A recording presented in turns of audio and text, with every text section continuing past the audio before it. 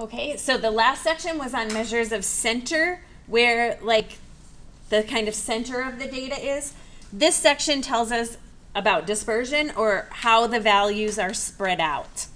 And they're, just like there were different measures of center, mode, median, mean, mid-range, there are different measures of the range. And one measure of dispersion. One measure is actually called the range, and the range is just the difference between the largest and the smallest data value.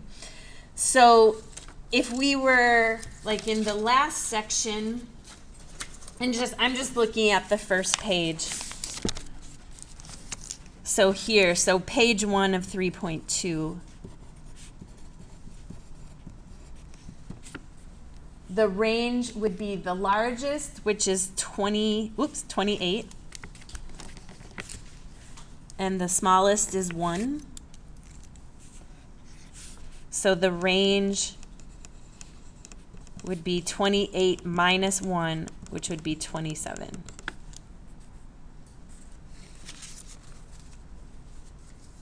So the values are spread out 27 units apart on the x-axis.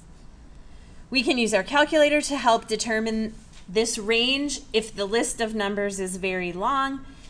If it's a short list, it's just probably easiest to just kind of eyeball it. Look for the largest and smallest. But if you have a really long list of numbers, and say they're like 4-digit numbers or bunches, you have a bunch of decimals or something, then if you enter them, you can just use your calculator. So whatever list you have in there right now, well, you could either sort it, you could sort the list and just look for the first entry and the last entry, or if you're in the one variable stats window, if you just hit the down arrow, it tells you what your min and max values are.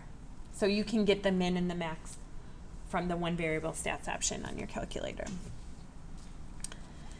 Standard deviation is based on the deviation of values from the mean, and we can't just add up all of the differences. So like in that list of numbers on the first page from 3.2, our whole data set, when I had it in order, was 1, 6, 12, 13, 15, 16, 19, 25, and 28.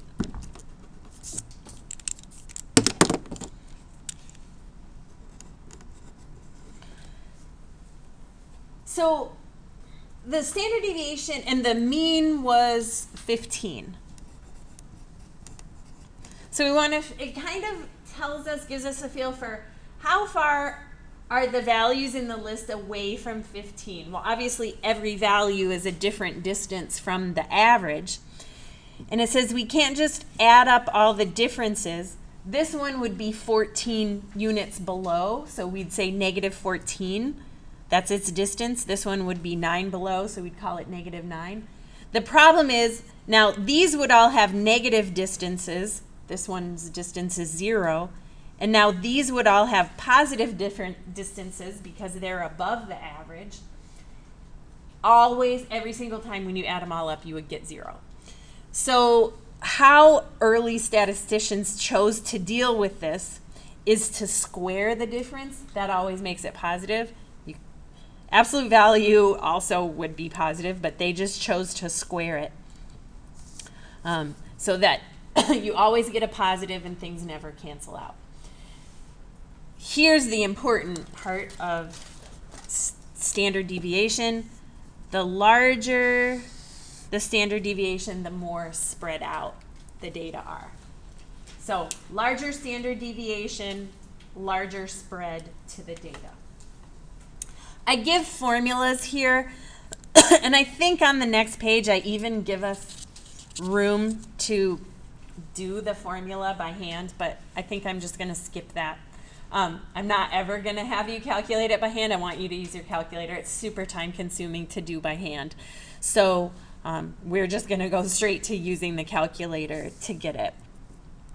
The book gives a formula that's similar to this. It looks a little bit different, but they're equivalent. Again, I'm not ever going to expect you to use the formula. So I'm just going to show us, we're just going to go directly to the calculator. So we're not going to go through computing it by hand. So we just want to put these numbers into a list. I'll put them into list 1.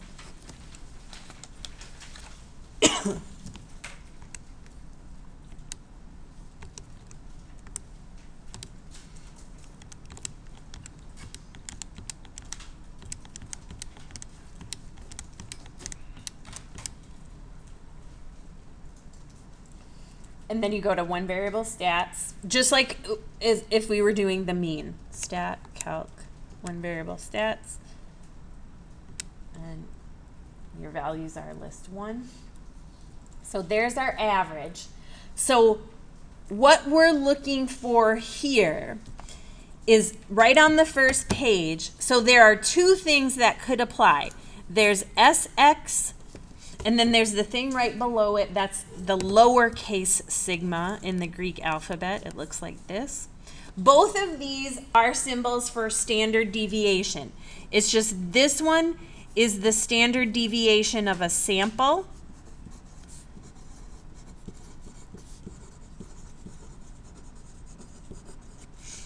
And this one is the standard deviation of the population.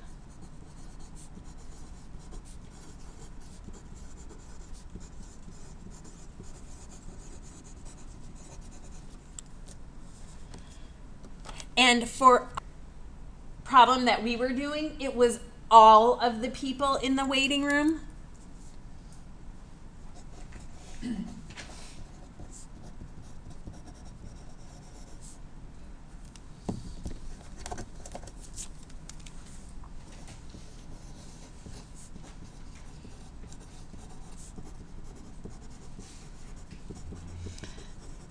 So we would use the population one, since it was all of the people. So we'd use the sigma x, which our calculator says is 8.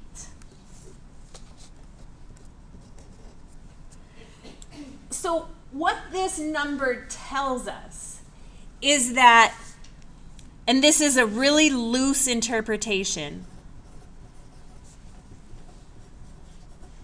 we'll get a little more precise idea towards the end of the section, but the loose interpretation is that the typical age of someone in the waiting room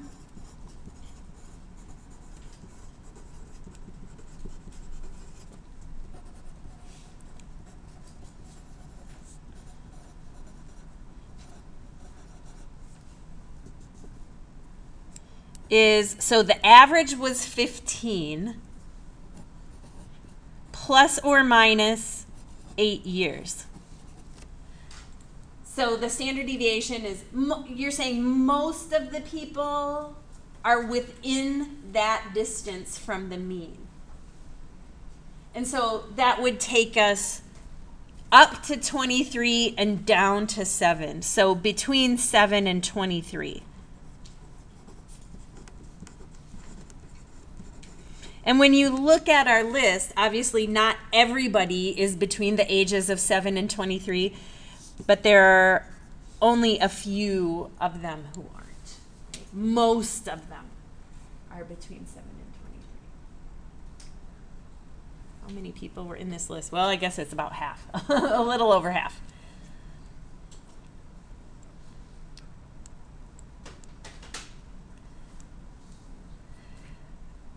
So the next thing gives us the formula for sample standard deviation, which is similar to the formula for population standard deviation, which we had on the first page, that we're also never going to use.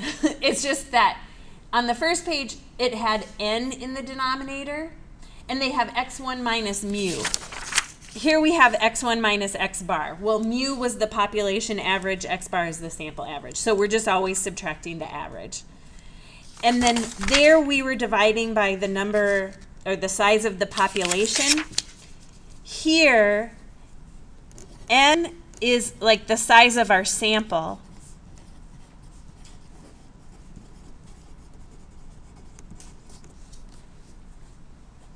But they're subtracting 1 from it. So in the population formula, we just divided by the number of people. In the sample, we divide by the number of people minus 1. And we just want to explain briefly why there's that difference. So suppose we only divided by n. Then would our final answer be bigger or smaller? Smaller. It would be smaller, right? Because say your n was 5, right? And then n minus 1 would be 4. So if you had a pie and you're dividing it among 5 people, 1, 2, okay. Try to divide it into 5 equal pieces. It's easiest for me to do a star. Okay, so there are the 5 equally spaced points. There's the center. Okay, so there are the 5 pieces. Everybody gets a piece of pie that size. But if you're only dividing it into 4 pieces, then everybody gets a 1/4 of the pie, right? So fewer people, you get more. So it would be, if you divide by n, that number will be smaller than when you divide by n minus 1. You get a smaller piece of pie if there are more. So dividing by n minus 1, that makes the standard deviation larger. And I'm going to abbreviate standard deviation SD.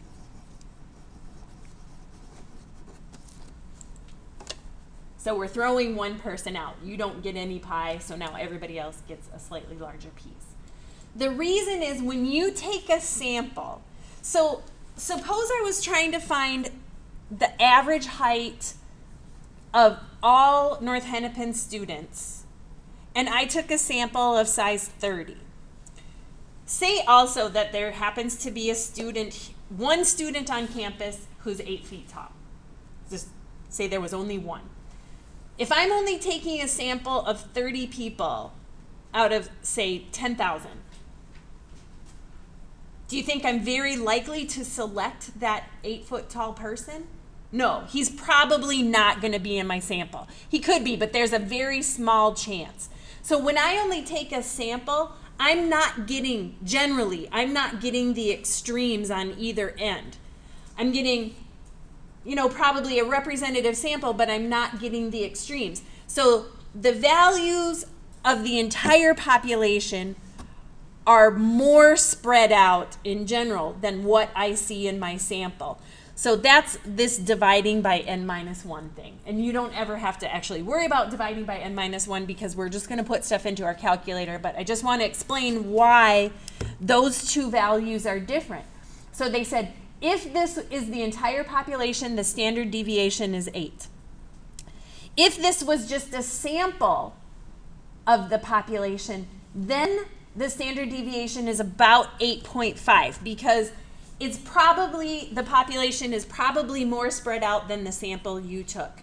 So we're going to kind of make this correction. And so that's why the sample standard deviation is pretty much always bigger than the population standard deviation. Okay. Okay, so then the sample standard deviation, I have the exact same values in the list. And I say we're just taking, we randomly selected 9 people, so this is a sample. So then we use the SX, which was approximately 8.5. And that was, those were ages, so years.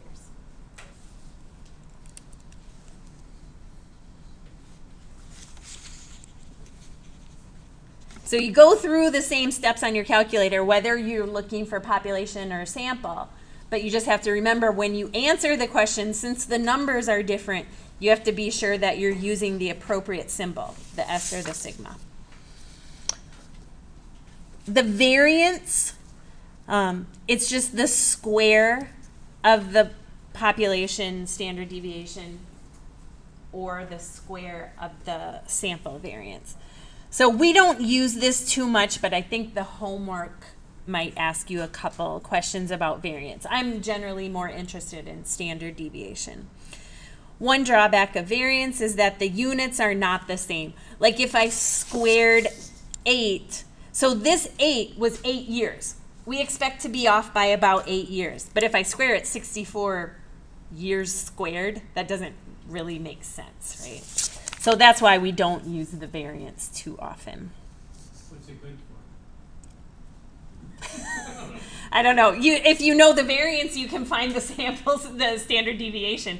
That's really all I've ever seen the variance used for, is to get the standard deviation.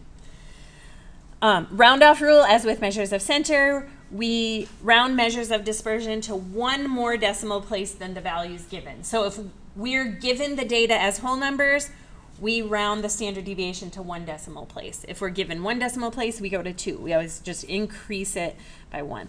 I'm not sure that, help me solve this. If you click on like the question help on stuff like this, I don't know. Sometimes they will walk you through the formula, which is super time consuming. If you make a mistake, you might check, oh, did I enter, if I entered the sigma, maybe try entering the S. Maybe I just chose the wrong symbol. If it's still marked wrong, I would say go back to your list, make sure you correctly. Also, it's safer maybe to use the Excel spreadsheet they give you. Use Excel to do it, and I show you how to use Excel in that video that I posted. So I'm not sure if the help me solve this will try to walk you through the formula, but that takes a lot of time. Comparing variation of different samples. So as discussed in the text, it's best to compare variation of different samples only when their means are very close to one another. Well, and the data uses the same units. That's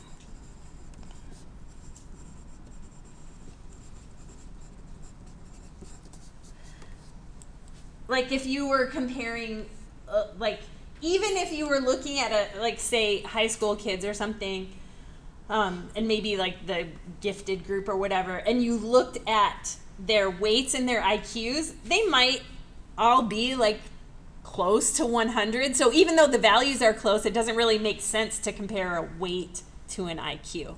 So you either want to compare the same unit, you want them to have the same units and have approximately the same values. So we don't usually compare standard deviations unless the units are the same.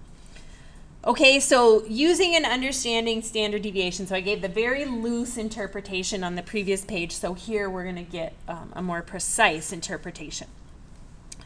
So most often we use the standard deviation to find cutoff points for what is considered usual or likely. The range rule of thumb proposes that 95% of data values will lie within 2 standard deviations of the mean. And before I just said if you go up or down 1, you get the majority of the data. This says you get almost all of it if you go up or down 2 standard deviations. I'm sorry, what? 83% with one standard deviation. It's 68% with 1 standard deviation. Yep. So using the toy store example, find the minimum usual age and the maximum usual age. And then it says, are both of these numbers possible? So we want to do the mean plus 2 standard deviations. That's going to be the max usual value. And then the min will be the mean minus 2 standard deviations. Okay, so the mean was 15. And the standard deviation, when we did the doctor's office, it was 8, but the toy store, it was 8.5. Yeah.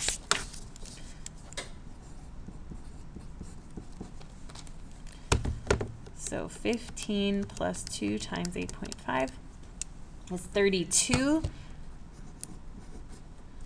And then we do 15 minus 2 times 8.5.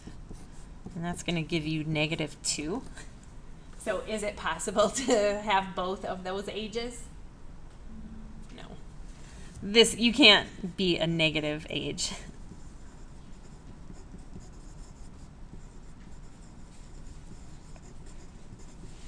But that would be, so nobody's too young to be in the store, right? And well, nobody's really too old, but they're saying it would be unusual to find somebody over the age of 82 in that particular store. You can, but it would just be unusual.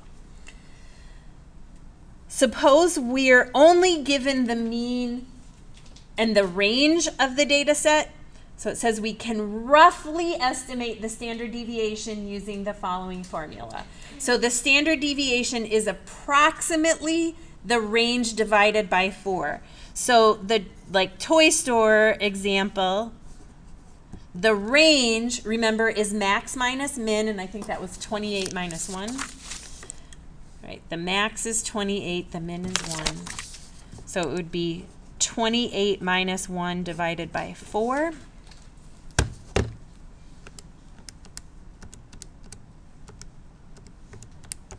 So 6.75. So this is saying a very rough approximation of the standard deviation is 6.75. And it's, ours, it was supposed to be 8.5, but so this is off by a little bit, but it's just a very rough approximation.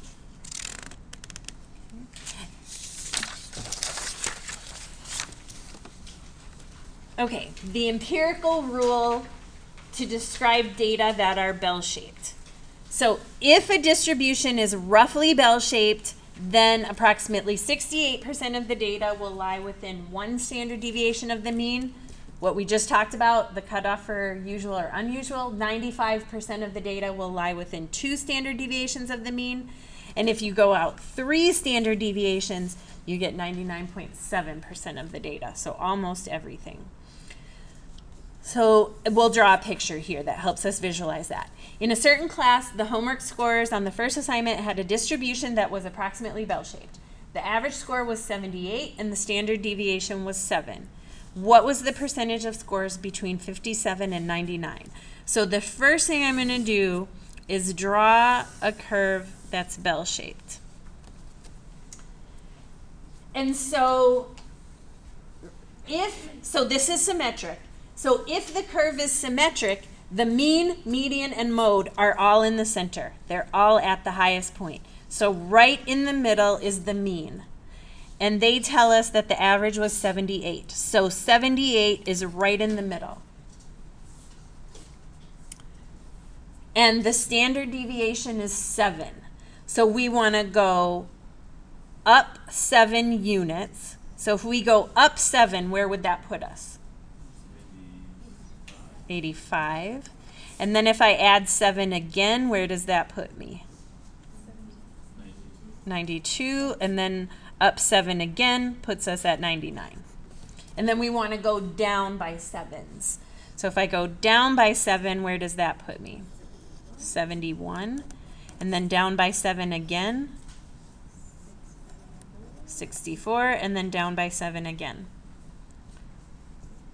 57. Okay, so what the empirical rule says is if we're within 1 standard deviation of the mean, we get 68% of the data. So actually, let's put it a little bit higher up. From here to here, we get 68% of the data. So I want to actually also use the fact that the graph is symmetric. So if there's 68% from here to here, how much will be from here to here? 34, right? Exactly half of it. So this would be 34%. And so would this.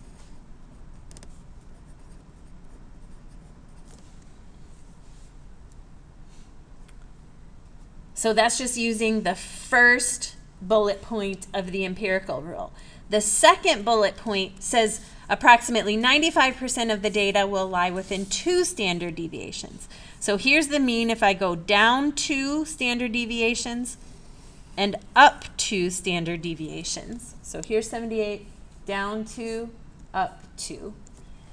Then I get 95% of the data.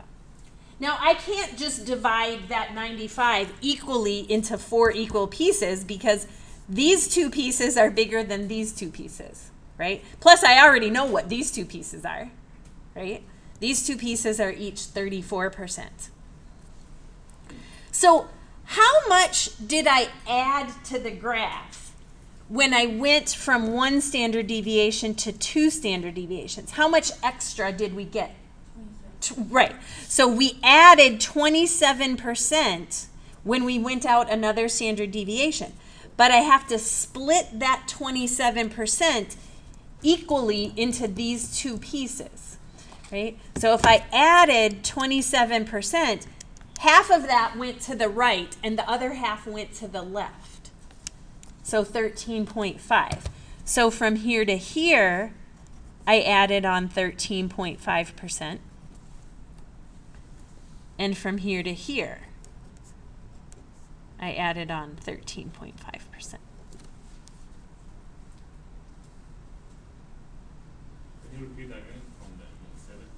Yep. So we started with 68, and then we increased to 95, right? So if you do, it's like how much did we add? Well, if we do 95 minus 68, so that's a difference of 27. So we accumulated 27 of the data, and then I just divided that by 2 to figure out how much of it is on the right half and how much is on the left.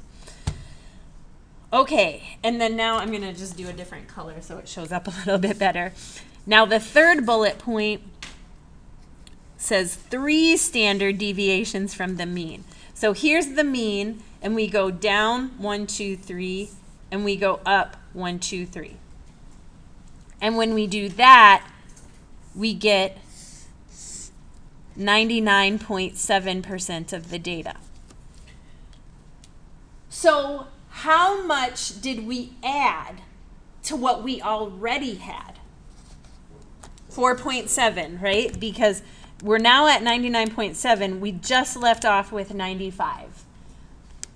So we added another 4.7% to the graph.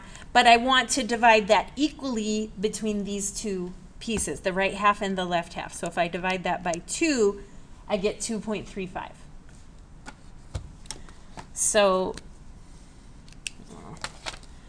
from here, just from here to here, I get 2.35%. Oh, there's a decimal there. And then from here to here, I also got another 2.35%.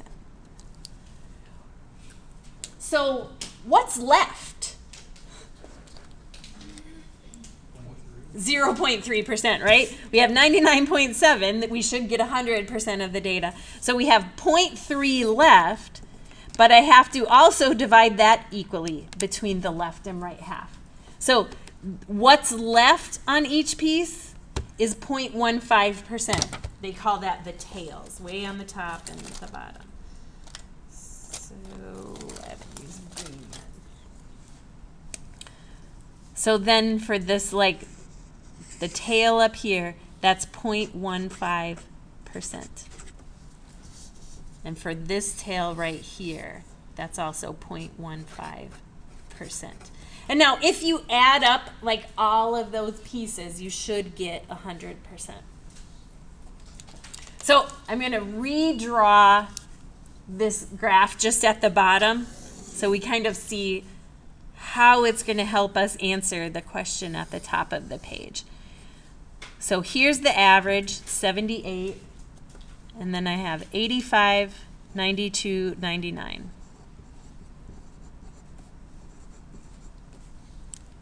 And then 71, 64, 57.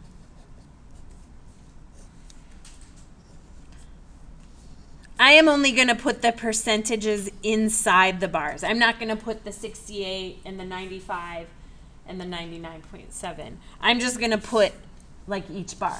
So this one's 34%. This one's 34%. This one is 13.5%. This one is 13.5%. This one is 2.35%. And this one is also 2.35%. And then the last ones are 0.15%.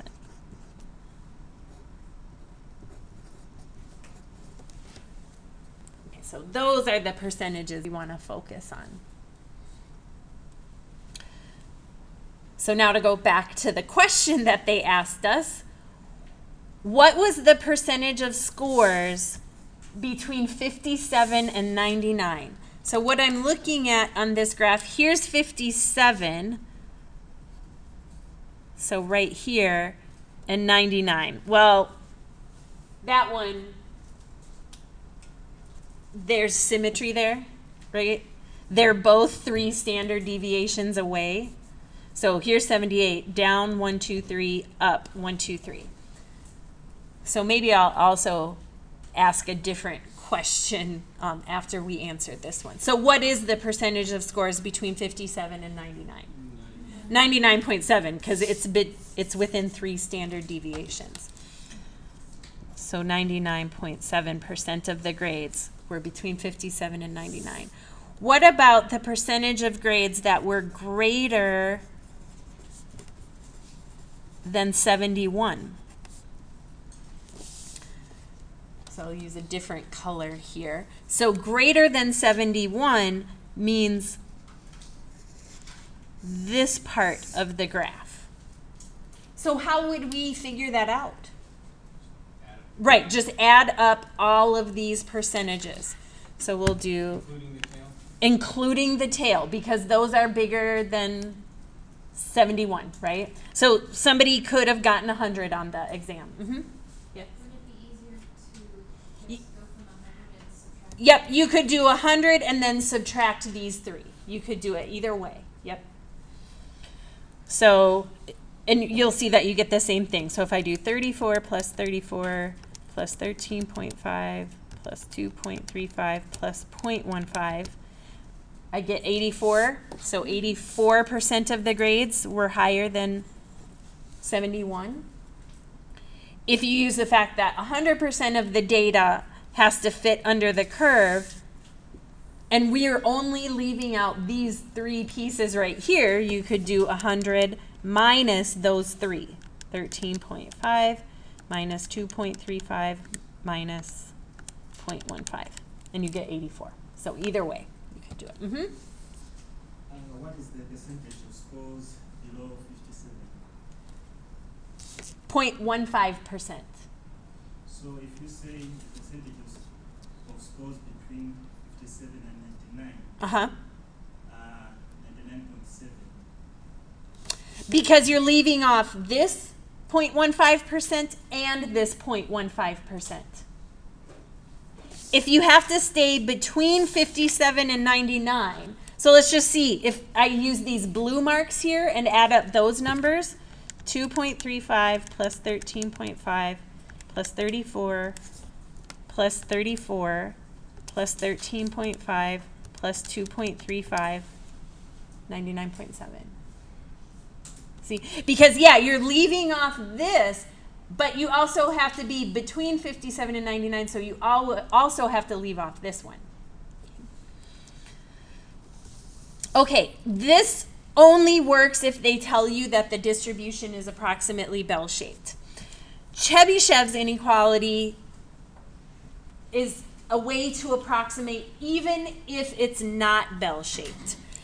So it says at least 1 minus 1 over k squared of the times 100% of the observations will lie within k standard deviations of the mean, where k is any number greater than 1. So the k is it's the number of standard deviations, and it doesn't have to be a whole number.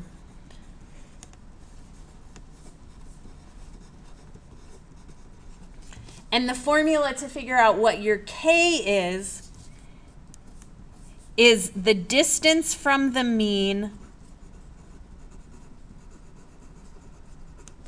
divided by the standard deviation.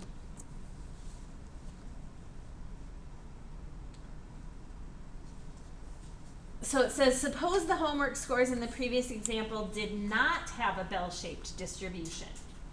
Then what is the minimum percentage of scores falling within 2 standard deviations of the mean?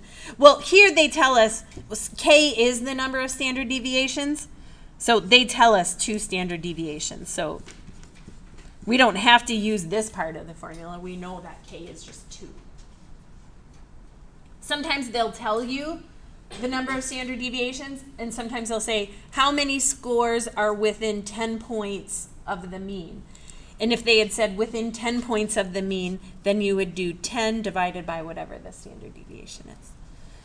So here I'm just plugging K equals 2 into that formula. So I'll do 1 minus 1 over 2 squared times 100%.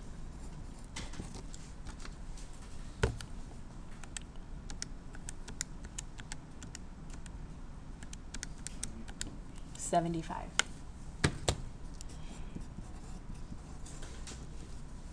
If it were bell-shaped, we would know about 95% of the people are within. But if it's not bell-shaped, then we're not sure. We just know it's at least 75% of the people.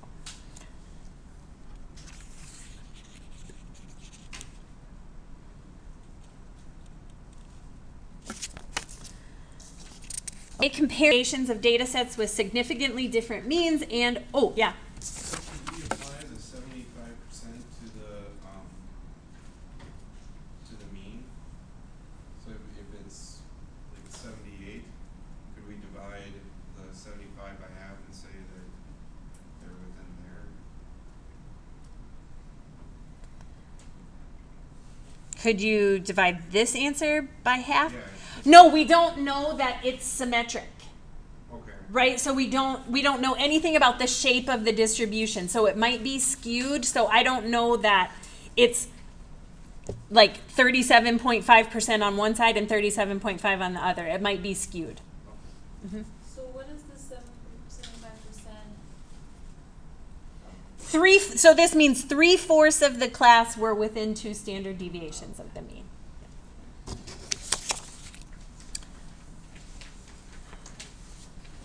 Okay, so comparing variations of data sets with significantly different means, or if you're looking at things that have different units.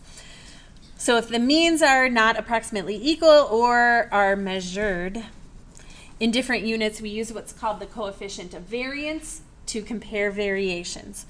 So definition for coefficient of variance, and they abbreviate it CV, for a set of non-negative data expressed as a percent, describes the standard deviation relative to the mean and is given by this formula. So they're saying the data vary, and a typical variation is like this percent of the mean.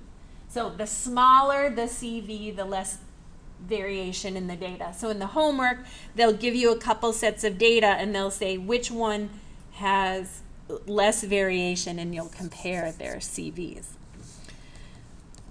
Okay, so suppose we wanted to compare variations of ages in the toy store with the variation in homework scores. So there, it's totally different units, right? Ages is measured in years and scores are measured in points.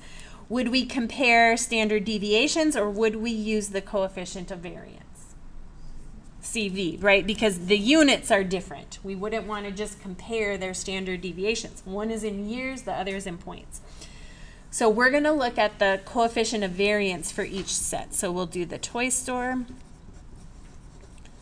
and homework scores.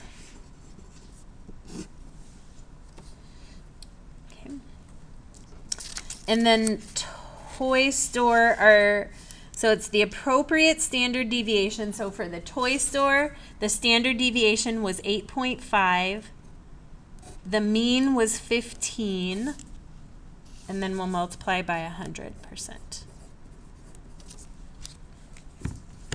So 8.5 divided by 15 times 100. So 56 point, we'll do one decimal place, 56.7%.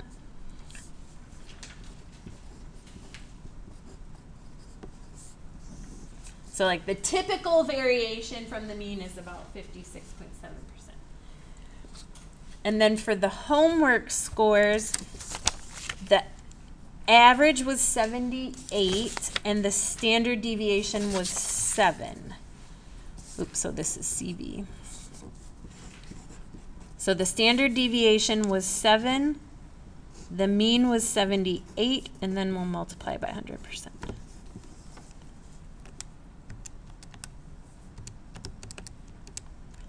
So about 8 point, well, if we do one decimal place, everything they gave us was whole numbers. So this 7 would actually make me round that up, so it'd be about 9%. Right? So which data set is more spread out? Toy store ages or homework scores? Right, toy store, because it's larger. So this is more spread out.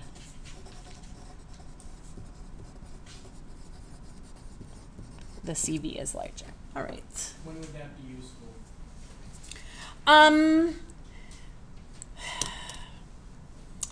Might be useful. Like, I guess if you were comparing salaries maybe from different regions of the country, you would expect them, like in a rural, like a smaller city, to have lower salaries than say an urban one, and you might be looking at income inequality. So income inequality is what's the variation in salaries from top to bottom. So even though their salaries, like maybe they're less, like the range is smaller in a rural setting than in an urban setting. Like maybe typical salaries range from 20,000 to 90,000 or something, whereas there might be a larger range in an urban setting, maybe like 15,000 to 8 million or something. But if lots of values are close to the middle, it's still going to have a small CV.